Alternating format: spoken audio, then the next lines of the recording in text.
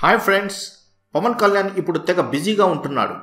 అటు తన మూవీ కాటమరాయుడు షూటింగ్ని పూర్తి చేస్తూనే మరోవైపు రాజకీయంగా గాను యాక్టివ్గా ఉంటున్నాడు. అయితే ప్రస్తుతం మెగా ఫ్యాన్స్ పవన్ పై కాస్త గుర్రుగా ఉన్న మాట వాస్తవం.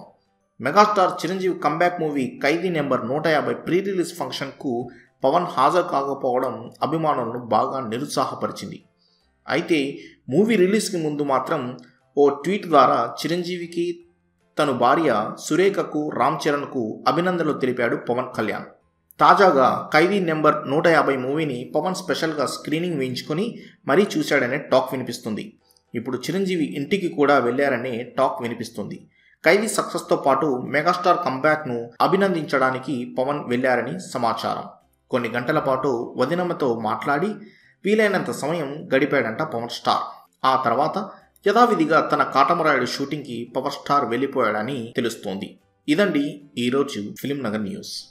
ఈ వీడియో మీకు నచ్చినట్టయితే లైక్ చేయండి, షేర్ చేయండి, కమెంట్ చేయండి.